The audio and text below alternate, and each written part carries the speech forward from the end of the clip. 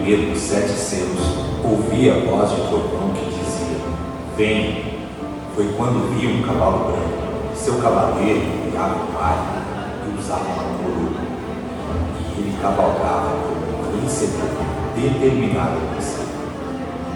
E depois dele vieram outros 3, um que carregava uma grande espada, outro que empurrava uma balança, e mais um acompanhado pela própria morte. Os 4 cavaleiros do Apocalipse não devem ser temidos ou adorados. Eles revelam uma realidade importante do mundo em que vivemos. Por isso, o que precisamos é focar no Cordeiro e na sua palavra. Por trás dos rumores de guerra e da ameaça da morte, há um chamado de urgência para os filhos de Deus. Não é sobre um futuro distante, mas sobre um papel de profetizar a vida e a verdade hoje. Na terceira mensagem da série, vamos ver o que aprendemos com a revelação do Cavaleiro do Cavalo Preto e entender qual é a sua mensagem para os nossos dias.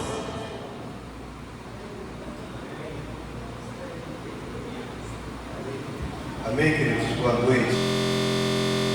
Coisa boa é poder estar junto contigo nessa casa, podendo experimentar daquilo que o Senhor tem proporcionado para a nossa vida. Abre sua Bíblia comigo. Em Apocalipse, capítulo 6, versículo 5. A gente vai ler os 5 e os 6. Enquanto você está abrindo, eu quero dar muito boas-vindas a você que nos visita. Que Deus abençoe. A casa é nossa. Amém?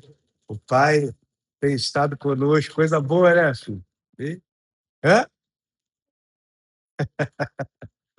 Deus é bom demais. E temos visto a sua bondade. Deus, o Senhor é bom? Ih, você está acordado aí? O Senhor é bom? Coisa boa é poder adorar o Senhor junto contigo. A gente está no terceiro capítulo da série de mensagens, onde a gente tem falado sobre os cavaleiros do Apocalipse e o que temos a aprender para esse tempo com o Senhor. E o texto fala assim, ó: quando o Cordeiro abriu o terceiro selo, então essa é a terceira semana, ouvi o terceiro ser vivente dizer: venha. Olhei e diante de mim estava um cavalo preto. Seu cavaleiro tinha na mão uma balança. Então ouvi o que parecia uma voz entre os 4 seres viventes, dizendo: 1 quilo de trigo por 1 denário, e 3 quilos de cevada por 1 denário, e não danifique o azeite e o vinho. Repete isso comigo aí, ó. E não danifique o azeite e o vinho. Glória a Deus. Coisa boa. Chegarmos ao terceiro selo, a gente começa a perceber que João continua sendo conduzido pelo Espírito Santo para contemplar não apenas conhecimentos futuros, mas uma radiografia do coração da humanidade. O primeiro cavaleiro revelou o engano, o segundo revelou a guerra, e agora o terceiro revela uma das dores mais antigas da história da humanidade: a fome. E se a gente começa a olhar para o cavalo preto, a gente precisa olhar novamente para o cordeiro. O texto não começa dizendo que surgiu um cavalo. O texto ele começa dizendo que o cordeiro abriu o terceiro selo. Isso significa para a gente que mesmo diante da escassez, mesmo diante da crise, mesmo diante da fome, Cristo ele continua governando a história. Amém ou não amém? Cristo ele continua no governo da nossa história. E nada acontece. E nada acontecerá sem que passe pela sua autoridade. O cavalo preto carrega uma balança nas mãos. E essa imagem aqui fala para a gente sobre peso, medida. Fala sobre comércio, sobre justiça, sobre escassez. E João ouve que um dia inteiro de trabalho, que é um denário, seria suficiente apenas para comprar o alimento básico de uma pessoa. É a descrição aqui de uma sociedade onde o esforço aumenta e o sustento diminui, onde a sociedade é marcada pela desigualdade, pela ganância, pelo desperdício, onde se trabalha muito mais e se ganha muito menos. E não é difícil enxergar esse cenário aqui nos nossos dias. Amém? Vivemos num mundo onde toneladas de alimentos são desperdiçados diariamente, enquanto milhões de pessoas não têm o que colocar à mesa. Nunca se produziu tanto, nunca houve um tempo de tanta produção e nunca houve um tempo também de tanta desigualdade. E o problema aqui, porque a gente percebe, não é apenas a falta de recursos. O que a gente começa a perceber, e quando a gente se depara com esse texto de Apocalipse, o que está bem explícito aqui é a corrupção do coração humano. Mas graças a Deus que o Apocalipse ele não foi escrito para nos desesperar. Amém? Não é para colocar medo. Apocalipse foi escrito para fortalecer a nossa esperança. O mesmo Cristo que abriu os selos é aquele que multiplicou os pães, é aquele que multiplicou os peixes. O mesmo Jesus que alimentou 5.000 homens continua sendo o pão da vida. Continua sendo a nossa esperança. Enquanto o mundo continua anunciando escassez, fome, Deus ele continua anunciando para a nossa vida provisão. O Senhor tem sido teu provedor. Eu tenho visto a provisão do Senhor. Eu tenho percebido a sua provisão sobre a minha vida, sobre a minha casa e sobre a vida da igreja também. E hoje eu quero ver com você 5 pontos, 5 atitudes que a gente deve tomar para desenvolver em tempos de altos preços, de escassez, de incertezas, um coração tranquilo diante e debaixo da palavra do Senhor. Primeiro deles, repete comigo, ó, confie na justiça de Deus. Primeiro ponto, confie na justiça de Deus. 2 Timóteo 4:8 diz assim, ó, agora me está revelada a coroa da justiça, que o Senhor, justo juiz, me dará naquele dia. A primeira imagem que João contempla é uma balança. E na Escritura, balança é símbolo de justiça, de avaliação, é símbolo de prestação de conta. E Deus está mostrando que nada escapa aos seus olhos. Os homens podem manipular os mercados. Os homens podem explorar os pobres e enriquecer de forma injusta. Mas ainda existe um juiz que pesa todas as coisas com a perfeita retidão. Ainda existe o juiz. Jeremias contemplou a terra seca, cisternas vazias, e um povo desesperado. Mesmo assim, continuou chamando Deus de justo juiz. Isso aqui precisa nos ensinar algo nessa noite, que confiança não está nas circunstâncias, confiança está no caráter do Senhor e no seu poder. Vivemos dias em que muitos se perguntam, onde é que está a justiça? Onde está a justiça nesse país? E a resposta continua sendo a mesma, ela está no trono de Deus. E talvez não aconteça no nosso tempo, talvez não aconteça no seu tempo, mas certamente acontecerá no tempo dele. Nenhuma lágrima ficará sem resposta. Nenhuma dor ficará sem resposta. Nenhuma injustiça ficará esquecida.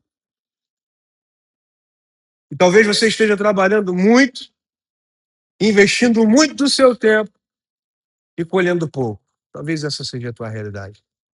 Talvez você veja pessoas prosperando de maneira desonesta, enquanto você permanece fiel, alinhado. Deixa eu falar uma coisa para você. Não permita que isso roube a sua confiança e a sua esperança em Deus. Independente do cenário que você vive, Deus não deixou de ser justo. A fidelidade dele vale mais do que qualquer riqueza adquirida pela injustiça e através da ilegalidade. Deixa eu falar uma coisa para você aqui, ó. Quando a balança dos homens pesa de forma injusta, a balança de Deus continua perfeitamente equilibrada, meu irmão. Pensador cristão A.W. Tozer, ele diz assim, ó: Deus nunca age injustamente, porque sua justiça é a expressão do seu próprio caráter. Isso significa que a gente pode descansar. O mundo muda, a economia muda, os governos mudam, mas o caráter de Deus, ele permanece o mesmo. Deus continua sendo o mesmo, e a minha esperança está nesse Deus que é imutável. Talvez alguém tenha chegado aqui nessa noite preocupado com algumas contas. Talvez você tenha entrado aqui hoje preocupado com o teu sustento, com o teu trabalho, o sustento da tua família, o sustento da tua casa. E o Espírito Santo lembra a você de que a fonte nunca é salário, a fonte nunca foi salário. Meu irmão, quem conhece a gente de perto sabe o que a gente vive, sabe da forma que a gente vive. E eu afirmo para você, nunca dependeu de salário, nunca foi o governo, nunca foi mercado, nunca foi onde Deus nos colocou no patamar financeiramente. A fonte sempre foi o Senhor. Eu e minha casa, a gente tem experimentado disso. A fonte sempre foi o Senhor. Será que é só a minha ou é a sua também? Quanto tem experimentado disso? A fonte tem sido o Senhor. O mesmo Deus que enviou o maná do deserto, ele continua sendo poderoso para sustentar seus filhos e tem nos sustentado. E quem confia na justiça de Deus, aprende a descansar. Mesmo quando a balança do mundo parece desfavorável, o Senhor continua fazendo na nossa vida e realizando, apesar de nós. A semana, tem que falar, né? A semana, rapaz, pensa num homem que estava duro. Tava não, que eu tô ainda. Pensa no. Gente, esse mês. Esse mês. Por favor, esse mês. Não sei se foi só com você, não, obrigado. Esse foi só eu que senti. Mas parece que eu trabalhei um mês para sobreviver 2. Jesus, o mês não acabava. Senhor, que dia longo. Foi só comigo, gente? Você também teve essa sensação? Rapaz, chegou na última semana e falei assim, Senhor, pelo amor de Deus. Aquela frase daquele meme, acaba, pelo amor de Deus, acaba. E um homem duro, liso. E aí eu recebi uma ligação, pastor, vamos dar um susto na pobreza. Você já sabe quem fala assim, né? Vamos dar um susto na pobreza. Eu falei assim, meu filho, eu preciso te falar, esse mês é a pobreza que está me assustando. Aí ele falou assim, pastor, vamos tacar de doido.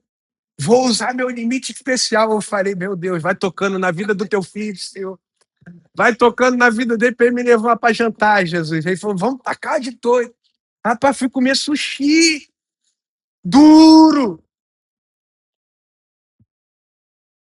Aí eu falei, não, mulher, não vamos não. Aí a mulher, né? Não, vamos sim. Vamos com ele. Deus está abençoando. Deus está chamando. Eu falei, minha filha, não, vamos, amor. Vamos, confia em Deus. Rapaz, mulher é uma benção, né? Mulher testa, né? Mulher testa a nossa fé. E a gente não pode ficar para baixo. Né? Vamos, mulher, vamos comer. Aleluia. Quem acredita na provisão de Deus, meu irmão? Sabe que no outro mês Deus vai continuar sustentando a gente. Ei, escuta isso. Deus, você nunca vai ganhar de Deus na matéria de dar. Nunca vai ganhar. E há algo incrível que a Bíblia nos revela de que Deus, sabe, ele sempre vai nos abençoar. E olha para o lado aí, olha para o lado aí. Olhou? Olha para ele. Normalmente é através da vida do teu irmão. É, gente. É da vida do nosso irmão. Mesmo que seja com cheque especial, o irmãozinho está pela fé. Vamos, pastor, vamos. Isso me leva ao segundo ponto dessa noite. Creia na proteção dos justos de Deus. Você precisa começar a crer que Deus ele está protegendo a tua casa, Deus está protegendo a tua vida. Apocalipse 6 diz assim, ó, e não danifique o azeite e o vinho. Há uma ordem para o cavaleiro preto: não danifique o azeite e o vinho. E essa frase, nesse texto, que parece pequena, ela carrega uma das maiores mensagens de esperança do terceiro cavaleiro, do terceiro selo. Enquanto João ouve sobre fome, sobre preços elevados, sobre escassez, ele também ouve uma ordem de vida vinda do céu. Não danifique o azeite e o vinho. Repete comigo: não danifique o azeite e o vinho.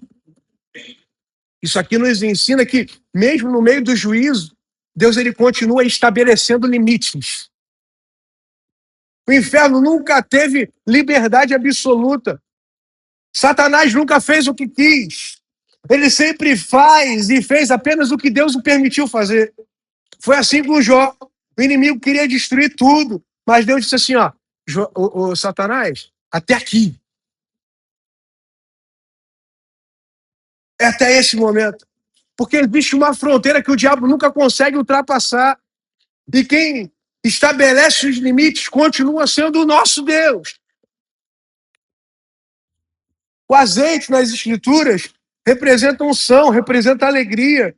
E o vinho simboliza celebração, aliança e comunhão. A ordem divina mostra que Deus ainda preserva aquilo que pertence a Ele.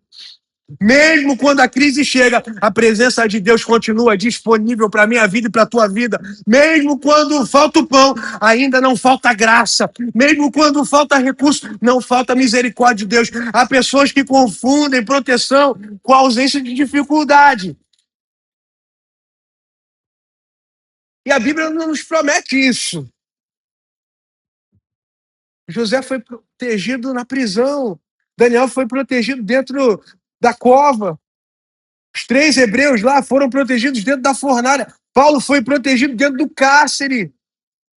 Deixa eu falar uma coisa para você, meu irmão. A proteção de Deus não significa ausência de lutas, significa a presença de Deus em meio às lutas. Talvez você esteja atravessando um tempo de escassez na sua vida. As contas aumentaram. Deixa eu falar uma coisa para você, meu irmão, como as contas aumentaram. Os desafios cresceram. As portas às vezes parecem fechadas. Mas nunca confunda uma estação difícil com o abandono de Deus. Quem anda com Cristo nunca caminha sozinho. Deixa eu falar uma coisa para você aqui. Há um Deus guardando os nossos passos, há um Deus preservando a nossa casa, há um Deus preservando a tua casa, preservando a tua família, há um Deus sustentando a tua família e os teus filhos. E ainda que o mundo atravesse dias difíceis, a mão do Senhor continua sobre aqueles que o temem. Crise pode alcançar a porta da sua casa, pode, mas ela nunca será maior do que a proteção de Deus sobre a sua vida. Nunca será.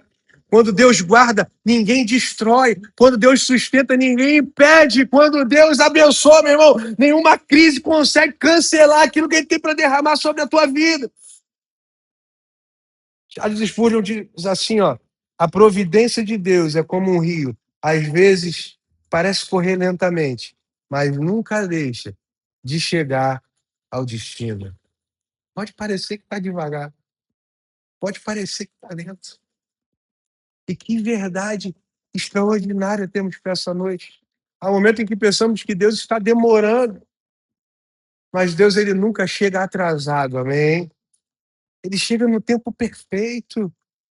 Lembra dessa canção? Isso é mais para os antigos, né? Jesus, plano melhor. Alguém lembra? Nunca chega atrasado, sua hora é perfeita, sua maneira a mais linda. Seja feita a sua vontade, eu só quero a sua vontade, assim na terra como no céu. Vivemos dias em que muitos de nós, a gente acaba sendo dominado pelo medo. Medo de perder o emprego, medo de escassez, medo da manhã. E Jesus continua dizendo assim, ó, para mim e para você, não andem ansiosos quanto ao que comerão e quanto ao que beberão. Sabe por quê? Porque o Pai conhece as nossas necessidades antes mesmo que a gente abra a nossa boca para pedir. Deus que alimenta os pássaros, o Deus que veste os lírios, jamais deixará de cuidar dos seus filhos. Você pode dizer amém por isso aí? Talvez você tenha chegado hoje pensando assim, ó, como será o meu amanhã? Como é que vai ser a minha segunda-feira? O Espírito Santo responde para você. Seu amanhã já está nas mãos daquele que abriu os selos. Seu amanhã ainda está nas mãos do Cordeiro de Deus. O Cavaleiro Preto não governa a sua história. Quem governa a sua história é o Cordeiro. O mesmo Jesus que multiplicou os 5 pães. Continua multiplicando a esperança na sua vida. Ele continua abrindo portas onde ninguém vê. E eu tenho testemunhado isso no meio da igreja.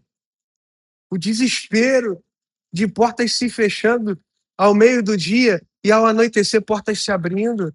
Eu tenho visto isso. Eu falei assim, meu Deus, essa semana eu vi isso acontecer.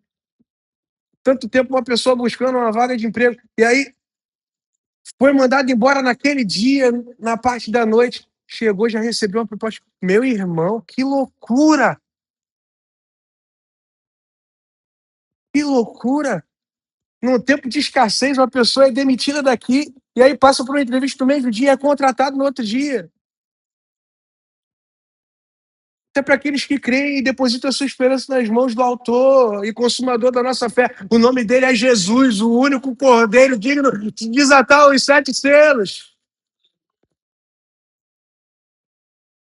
Proteção, meu irmão, vem de Deus.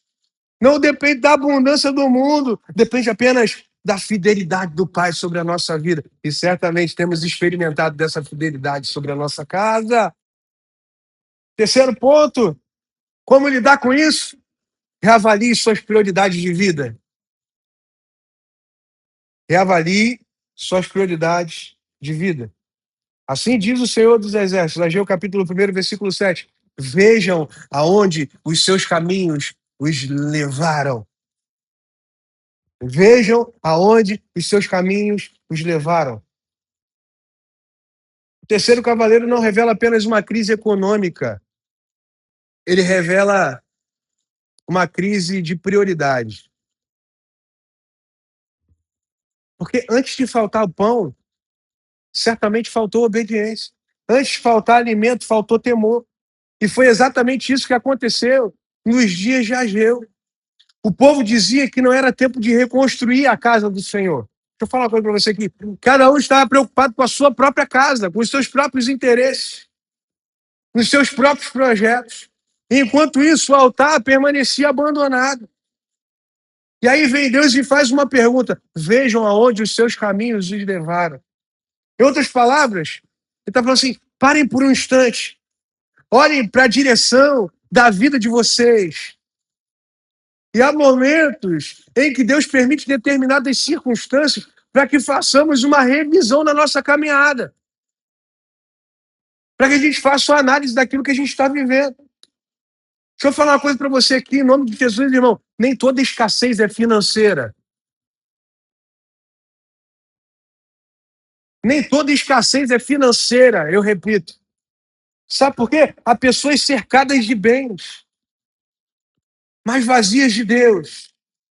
Há famílias com a geladeira cheia, mas o coração completamente vazio. Tem gente que prosperou financeiramente e faliu espiritualmente. O terceiro selo nos leva a uma pergunta: o que realmente alimenta a tua vida? O que realmente alimenta a nossa vida? Jesus declarou assim, ó, nem só de pão viverá o homem, mas de toda a palavra que procede da boca de Deus. E o maior problema da humanidade nunca foi a falta de alimento. O maior problema da humanidade foi a falta de Deus. Porque a fome física mata o corpo, agora a fome espiritual destrói a eternidade de Deus que tem planejado para a nossa vida.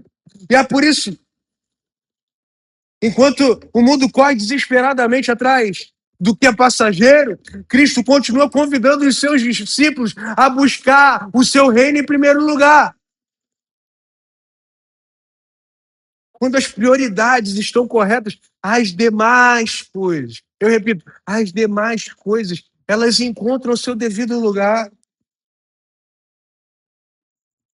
Vivemos numa sociedade consumista. As pessoas trabalham cada vez mais, compram cada vez mais, acumulam cada vez mais. E impressionantemente desfrutam cada vez menos.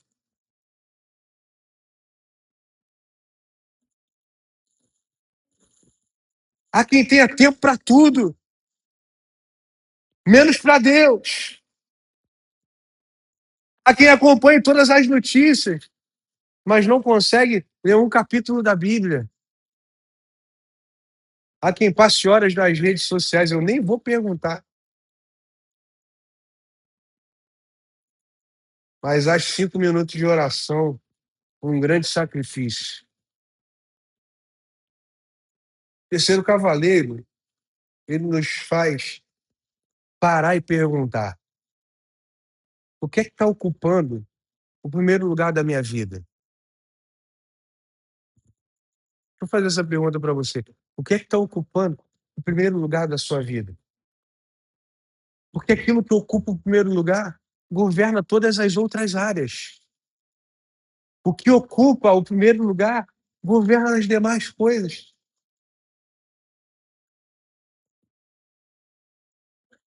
Lembra do primeiro milagre de Jesus, da multiplicação? Jesus alimentou milhares de pessoas e aconteceu algo super curioso. Os discípulos recolhem os 12 cestos cheios. Nada foi desperdiçado. Sabe por quê? Deixa eu falar uma coisa para você aqui, ó. Escuta isso aqui. O Deus da abundância também é o Deus da administração. Milagre nunca foi desculpa. Escuta isso aqui, presta atenção nisso aqui. Nunca foi desculpa para desperdício. Desperdício de tempo, desperdício de vida, desperdício de aplicação. Isso aqui tem que nos ensinar que um cristão maduro valoriza aquilo que Deus coloca em suas mãos. Tempo, dinheiro, família, ministério, oportunidade. Tudo deve ser administrado, escuta isso aqui, para a glória de Deus. Quando Deus ocupar o primeiro lugar, meus irmãos, em nome de Jesus, nunca falta aquilo que realmente importa. E talvez, nem sempre exista luz. Nem sempre você vai viver uma vida de luz. Mas a certeza é que sempre haverá graça de Deus. A certeza é que sempre haverá graça de Deus. Talvez nem sempre existirá fartura material, mas jamais faltará a presença do Senhor. Jamais faltará o óleo da alegria, jamais faltará o vinho da presença. John Wesley dizia assim, ó: ganhe tudo o que puder, economize tudo o que puder e dê tudo o que puder. Ganhe tudo o que puder, economize tudo o que puder e doe tudo o que puder. Que equilíbrio extraordinário. A Bíblia nunca condenou, escuta isso aqui, a Bíblia nunca condenou prosperidade. Ela condena a idolatria ao dinheiro. O problema nunca foi possuir recursos. O problema é quando os recursos passam a possuir o nosso coração. Talvez Deus esteja usando essa palavra para reorganizar a sua vida. Talvez você tenha entrado aqui hoje para que Deus mostre para você que você precisa reorganizar não só as finanças que eu estou falando, mas reorganizar os seus afetos, os seus relacionamentos, reorganizar a sua agenda, seu tempo, a sua casa, o seu altar. Porque existem milagres que só acontecem quando Deus volta a ocupar o centro da nossa existência. E quem sabe hoje o Espírito Santo esteja dizendo à igreja o mesmo que disse através de Ageu: considerem os vossos caminhos. Olhem para dentro. Voltem ao altar. Voltem à oração. Voltem à palavra. Voltem ao primeiro amor. Porque nenhuma prosperidade é capaz de compensar uma vida distante da presença de Deus. A maior riqueza que o homem pode possuir não está na sua conta bancária, não está naquilo que ele conseguiu adquirir, está no caminhar diariamente com Cristo. Essa é a maior riqueza. Essa é a maior riqueza que podemos alcançar. Isso nos leva ao quarto ponto. Seja solidário com o próximo. Repete comigo, seja solidário com o próximo. Provérbios 22:9 diz assim, ó, quem é generoso será abençoado, pois reparte o seu pão com o pobre. Quem é generoso será abençoado, pois reparte seu pão com o pobre. O terceiro cavaleiro revela uma realidade de fome. E aí vem Deus.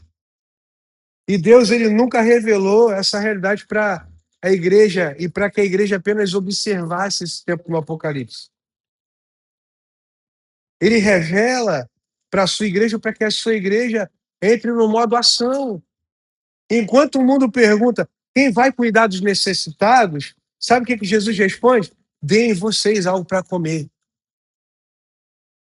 Deem vocês.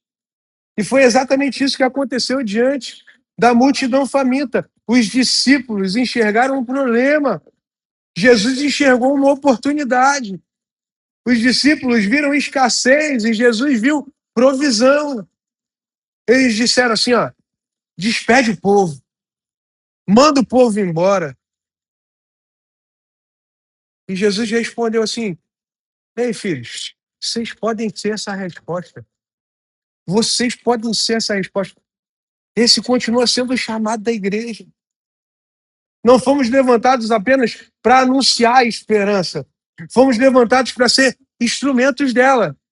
Você pode dizer um amém por isso aí? O evangelho não é apenas pregado com palavras. Também é vivido através das nossas atitudes, esse evangelho.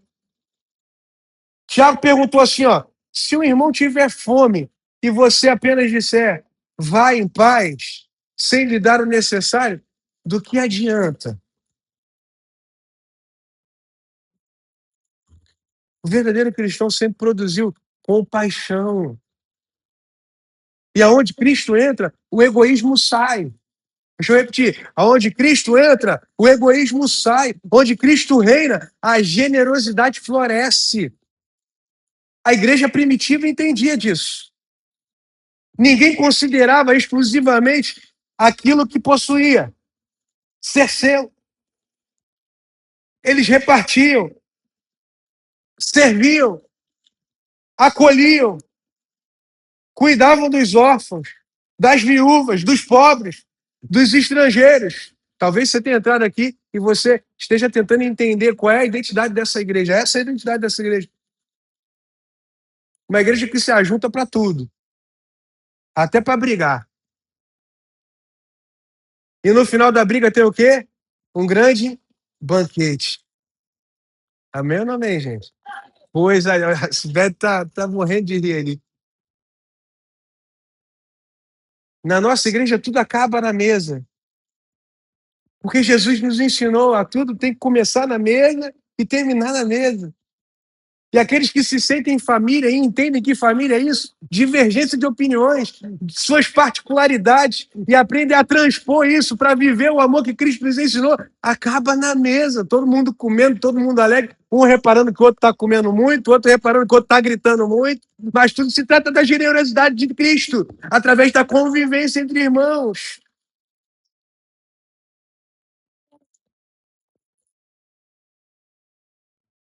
Eu não conheço membros dessa igreja que vivem uma vida de necessidade. Vivem uma vida de contratempos, amém ou não amém? E normalmente quando isso acontece, a gente se junta, bota uma carne, rapaz, parece carne, não sei de onde que vem. E junta, e come, e celebra.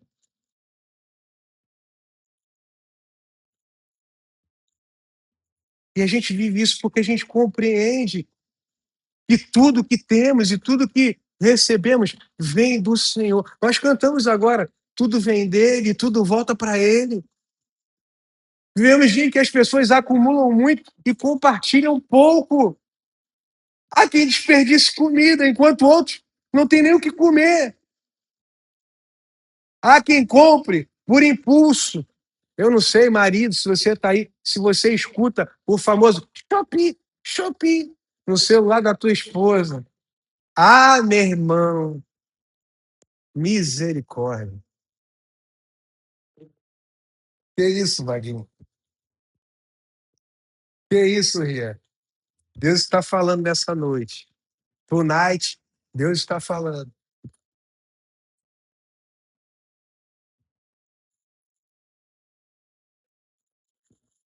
Vivemos nesse tempo. O discípulo de Cristo vive de forma diferente, tendo entendimento. Ele entende que Deus o abençoa para que ele também seja bênção na vida do outro. Eu canso de dizer, né? Nós não fomos chamados para ser represa. O que vem para nós não precisa, não pode, não precisa e não pode, não deve parar em nós. A gente precisa canalizar, distribuir aquilo que Deus tem derramado sobre a nossa vida. Deixa eu falar uma coisa para você aqui. Generosidade nunca empobreceu ninguém. Pelo contrário, sempre enriquece quem pratica. Deus nunca coloca pão nas mesas e nas nossas mãos apenas para matar a nossa fome, mas também para alimentar quem caminha ao nosso lado. Eu vou me vangloriar aqui agora de uma outra pessoa. Se você ainda não comeu o macarrão com linguiça da minha esposa, meu irmão, haverá uma oportunidade de você comer esse macarrão. Quem já comeu esse macarrão? É bom, não é, gente? Meu Deus do céu, que maravilha. Jesus, Vaguinho fica doido, né? Eita, Jesus. A verdadeira abundância não é medida naquilo que a gente acumula, é medida por aquilo que a gente compartilha. John Stott, ele escreve assim, ó, o amor cristão é visível quando transforma a compaixão em ação. Sabe por quê? Sentir pena é fácil. E estender a mão é que existe maturidade espiritual para isso. E talvez Deus esteja procurando nessa geração homens e mulheres que sejam resposta para alguém. Você pode não resolver a fome do mundo, mas você pode alimentar a família. Amém ou não amém, gente? É disso que esse cavalo se trata. Você pode visitar o enfermo. Você pode ajudar um desempregado. Você pode repartir o pouco que você possui. Nas mãos de Jesus, pouco sempre se transforma em muito. Muito. Isso nos leva ao último ponto dessa noite. Nesse tempo de fome, nesse tempo de escassez, reafirme a dependência de Deus. Reafirme a dependência de Deus. Jó fala assim, ó, no capítulo 19, versículo 25, ele fala assim: eu sei que o meu Redentor vive e no fim se levantará sobre a terra. Em outras versões, se levantará em meu favor. Depois de contemplar a escassez, depois de ouvir sobre altos preços, depois de aprender sobre justiça, sobre proteção, prioridades, solidariedade, João nos leva a um lugar mais importante. Muito mais. Nossa confiança precisa permanecer em Deus. A escassez, ela revela uma verdade que muitas vezes nós esquecemos. E talvez você esteja vivendo nesse lugar, exatamente porque Deus ele quer lembrar você de que somos totalmente dependentes do Senhor. Vivemos numa geração que acredita controlar tudo. Planejamentos, investimentos. Contribuímos, calculamos. Mas basta uma crise para percebermos como a gente é frágil. Um não para que a gente perceba, meu Deus, o que é que será de mim? Foi assim com Jó. Perdeu os bens, perdeu filhos, perdeu saúde, perdeu prestígio, mas não perdeu sua fé. Em meio ao caos, ele declarou uma das maiores confissões que a Bíblia nos revela: eu sei que o meu Redentor vive. Observe, ele não diz assim, ó, eu acho. Ele não diz assim, ó, eu espero, talvez. Ele diz assim, ó, eu sei. Eu sei. A verdadeira fé não depende de circunstâncias, ela depende do caráter de Deus. Eu reafirmo, a nossa fé tem de estar firmada no caráter de Deus. E Jesus também fortaleceu seus discípulos dizendo assim, ó, não os deixarei órfãos. Que promessa maravilhosa. O Deus que sustenta o universo jamais abandonou seus filhos, jamais os abandonará. Quando tudo parece faltar, a presença de Deus continua suficiente. Quando os recursos acabam, a sua graça permanece. Quando o mundo entra em crise, o reino de Deus continua firme. E talvez você esteja vivendo dias difíceis. Talvez a provisão esteja apertada. Talvez exista medo quanto ao amanhã.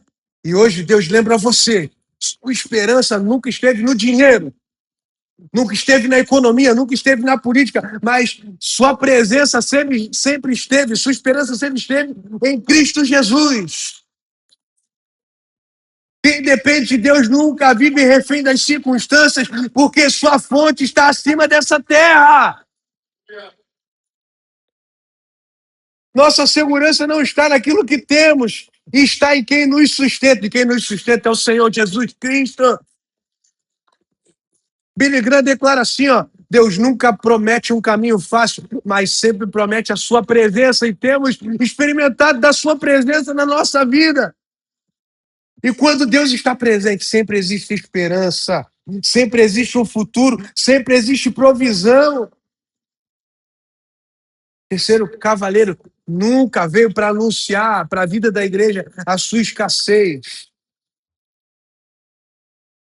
Porque cabe a nós anunciarmos a abundância de Cristo no tempo de escassez. Enquanto o mundo anuncia fome, nós anunciamos esse pão que tem nos sustentado.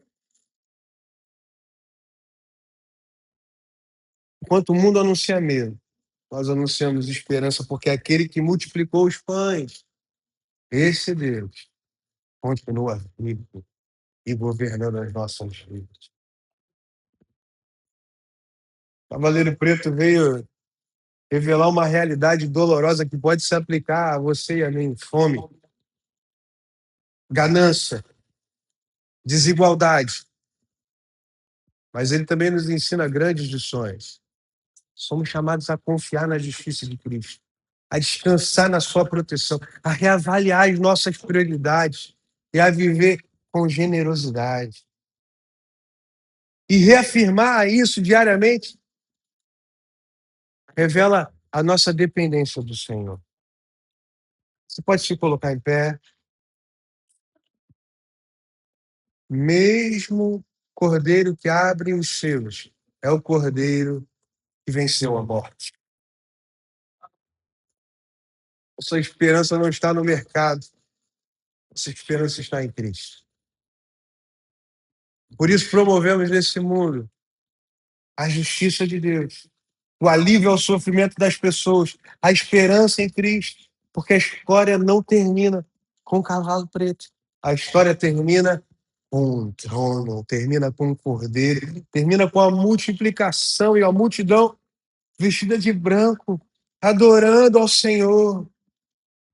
E é por isso que nos mesmos dias, e mesmo que os dias sejam difíceis, ainda existe o governo de Deus sobre as nossas vidas.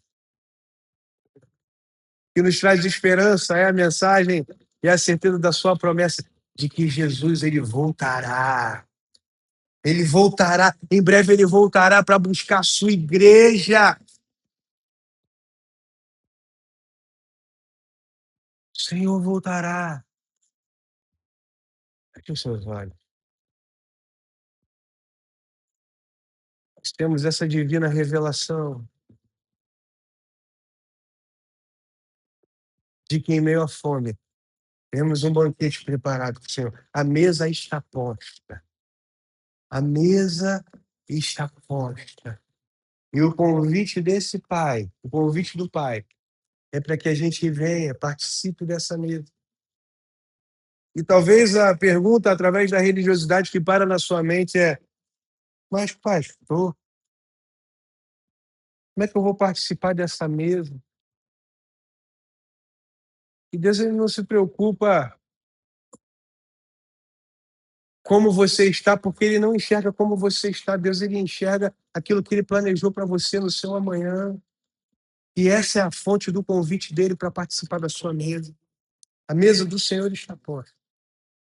E o convite dele é para que sejamos saciados, sejamos alimentados pelo vinho da alegria e da presença do Senhor. Feche os seus olhos. O meu convite para você, o fechamento desse culto, é para que você reavalie o seu caminho e para que você volte correndo para esse Pai. Feche os seus olhos, feche os seus olhos, feche os seus olhos.